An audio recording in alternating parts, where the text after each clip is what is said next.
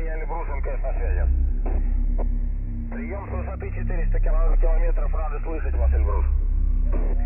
Михаил на связи, Геннадий Иванович тоже. Loud and clear. Astronomie, astrophysique, cosmologie, astroparticules. Ça se passe là-haut. Omega Centauri est considéré comme l'amas globulaire le plus massif de la Voie lactée et probablement l'ancien amas d'étoiles nucléaires d'une galaxie accrétée par la Voie lactée. On suppose, d'après plusieurs modèles dynamiques, qu'il contient un trou noir de masse intermédiaire, c'est-à-dire plus de 1000 masses solaires. Aujourd'hui, une équipe d'astrophysiciens vient de découvrir que les étoiles formant le cœur de Omega Centauri tournent dans l'autre sens que le reste des étoiles de l'amas, ce qui permet de mieux situer où se trouve le centre géométrique de Omega Centauri et de chercher son trou noir massif. L'étude est parue dans les Monthly Notices of the Royal Astronomical Society. Les incertitudes concernant la localisation du centre de Omega Centauri ont toujours limité la robustesse des détections de trous noirs intermédiaires qui ont été rapportées depuis quelques années. Renuka Peccetti de l'Université de Liverpool et ses collaborateurs ont étudié la cinématique stellaire dans Omega Centauri à partir des données spectroscopiques à la plus haute résolution en utilisant MUSE, le Multi-Unit Spectroscopic Explorer sur le Very Large Telescope. Et ça en mode champ étroit et en mode champ large. Les données exceptionnelles enregistrées près du centre de l'amas d'étoiles révèlent pour la première fois que les étoiles situées dans les 20 secondes d'arc interne, ce qui fait 0,5 parsec, sont en contre-rotation par rapport à la rotation globale de l'amas. Les astrophysiciens utilisent cet ensemble de données pour mesurer la rotation et le profil de dispersion des vitesses dans la ligne de visée, jusqu'à 120 secondes du centre, en considérant différents centres géométriques proposés dans les études antérieures. Ils ont extrait les vitesses dans la ligne de visée de 28 108 étoiles, très exactement. Le jeu de données est de la plus haute résolution jamais obtenue pour les 20 secondes d'arc du centre de l'amas, avec une résolution spatiale de 25 millisecondes d'arc seulement. Alors, sur la base de la contre-rotation qui est observée, Peccetti et ses collaborateurs déterminent un centre cinématique.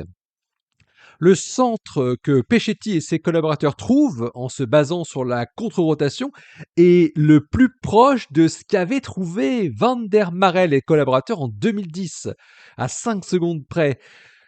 Tandis que le centre qu'ils trouvent basé sur le pic de dispersion de vitesse s'avère plus proche du centre qu'avaient trouvé Noyola et collaborateurs en 2010 également, à 2,5 secondes d'arc. Les deux centres de Peccetti et collaborateurs se trouvent décalés de 10 secondes d'arc, ce qui fait 0,25 parsec. Les chercheurs ont comparé les centres de Omega Centauri qui avaient été proposés par Noyola, Gebhardt et Bergman en 2008, par Noyola et collaborateurs, puis Van der Marel en 2010, avec le leur, et ils ont utilisé ces centres pour dériver les profils radio pour les rotations et les dispersions.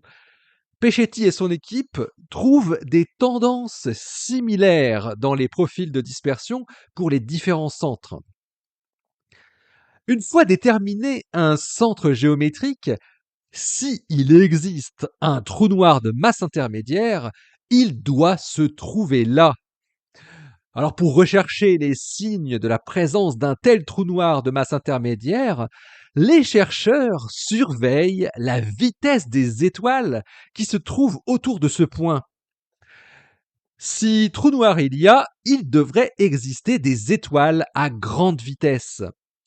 Mais Pescetti et ses collaborateurs ne trouvent pas de valeur de vitesse significativement supérieure à 62 km par seconde dans les 20 secondes centrales qui entourent le centre géométrique déterminé. Pour les chercheurs, cette absence d'étoiles à grande vitesse serait cohérente avec l'absence de gros trous noirs au centre de Omega Centauri. Mais les chercheurs ne perdent pas espoir. Ils précisent que cela n'exclut pas complètement l'hypothèse du trou noir de masse intermédiaire, car selon eux, une masse plus faible du trou noir pourrait entraîner une non-détection d'étoiles à grande vitesse. En supposant que le centre de Omega Centauri contienne un trou noir d'une masse de 47 000 masses solaires, sa sphère d'influence serait de 15 secondes d'arc, soit la région de la contre-rotation. Pescetti et ses collaborateurs évoquent ensuite une possibilité intéressante pour expliquer la contre-rotation qui est observée, qui serait l'existence d'un système de trous noirs massifs binaires au centre de l'amas. Parce que les simulations de rencontres à 3 corps qu'avaient effectuées Mappelli et collaborateurs en 2005 montraient qu'une fraction importante des étoiles, entre 55 et 70%, a tendance à aligner son moment cinétique sur celui du trou noir binaire.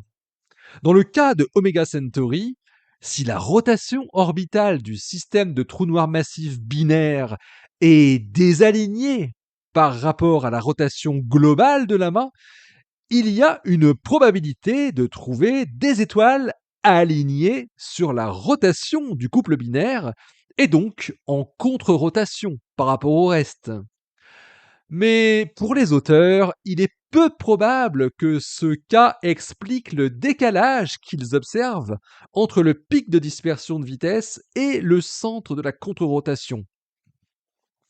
Pour Pescetti et collaborateurs, un scénario qui pourrait expliquer le décalage entre le centre de la contre-rotation et le pic de dispersion de vitesse serait la présence d'un trou noir massif errant.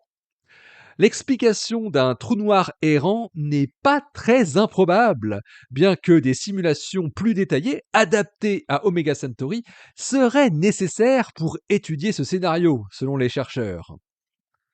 Une autre piste vient du phénomène de fusion galactique. Plusieurs études de galaxies de type précoce montrent qu'une fraction des galaxies contiennent des noyaux cinématiquement découplés. Il s'agit des noyaux de galaxies qui ne sont pas alignés sur la rotation globale de la galaxie, ce qui est généralement la conséquence d'une fusion antérieure. Par exemple, l'amas stellaire nucléaire de la galaxie NGC 404 est en contre-rotation par rapport à la galaxie, et on pense que ce serait dû à une fusion avec une galaxie naine riche en gaz il y a environ une giganée. C'est également confirmé par les jeunes étoiles qui se trouvent près du centre de cette galaxie. Et de nombreuses galaxies sont également observées avec ce comportement, comme par exemple NGC 4150, NGC 3032 ou encore NGC 4382. Certains amas aussi, comme M15, qui est ce qu'on appelle un amas à noyau effondré, et M53, ont également été observés comme ayant un axe de rotation interne non aligné avec la rotation externe, de façon similaire à Omega Centauri.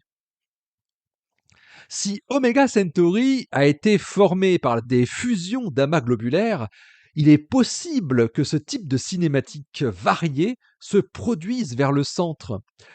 Comme le temps de relaxation de Omega Centauri est de 9,6 gigannées, il est possible que des caractéristiques cinématiques primordiales soient encore observables aujourd'hui. Mais les astrophysiciens notent que le temps de relaxation près du centre de l'amas serait beaucoup plus court, et donc une contre-rotation centrale initiale aurait été effacée. Les données de Gaïa ont été utilisées aussi pour retracer l'origine de Omega Centauri. Plusieurs études ont suggéré qu'il s'agissait de l'ancien noyau de la galaxie Gaia Encelade Sausage. S'il y a eu de fortes interactions de marées dans le passé, il est possible que le noyau et son trou noir aient été décalés par rapport à la rotation globale. Si le décalage du noyau est une empreinte de cette interaction de marée, cet effet de marée a dû agir dans la direction nord-sud. Par exemple, lorsque Omega Centauri est passé devant le disque de la Voie lactée, puisque Pescetti et collaborateurs observent la contre-rotation allongée dans cette direction. Les études récentes de Tionko et collaborateurs en 2018 et 2022 ont utilisé, quant à elles, des simulations à N-core pour suivre l'évolution d'amas d'étoiles en rotation en présence d'un champ de marée externe. Ils ont trouvé que la dynamique à l'intérieur de l'amas est perturbée par le champ de marée, principalement un couple de marées provenant de la galaxie haute qui affecte la rotation interne de l'amas et introduit une précession de l'axe de rotation de l'amas. En général, les régions internes sont dominées par la rotation natale de l'amas qui dépend des conditions initiales, tandis que la précession est introduite dans les parties extérieures de l'amas. Au fur et à mesure que l'amas globulaire évolue, une variation radiale de l'axe de rotation est observée. Et en fonction de la rotation intrinsèque initiale, elle peut conduire à une contre-rotation dans l'amas. En comparaison, la précession devrait être observée dans les parties extérieures de l'amas qui sont au-delà du rayon de demi-masse de l'amas, qui est ici de 10,4 parsec. Alors que la contre-rotation est observée dans la partie centrale de 20 secondes d'arc, et ce qui fait donc 0,5 parsec. Il est donc très peu probable que la contre-rotation observée soit causée par des effets de marée, selon les chercheurs. Alors, pour essayer de tirer tout ça au clair, la prochaine étape consistera à modéliser la cinématique des étoiles de Omega Centauri à l'aide de modèles dynamiques. Ça permettrait de contraindre la masse du trou noir dans l'amas. La mise en place de ce modèle est cependant difficile en raison de la contre-rotation, de son décalage par rapport au pic de dispersion et globalement de la cinématique externe qui peut dominer le champ de rotation. Mais les chercheurs restent toujours optimistes. L'article de Renuka Pescetti et collaborateurs est paru dans Monthly Notices of the Royal Astronomical Society le 27 janvier 2024. Il porte le titre Omega Centauri, la découverte par Muse d'un cœur en contre-rotation.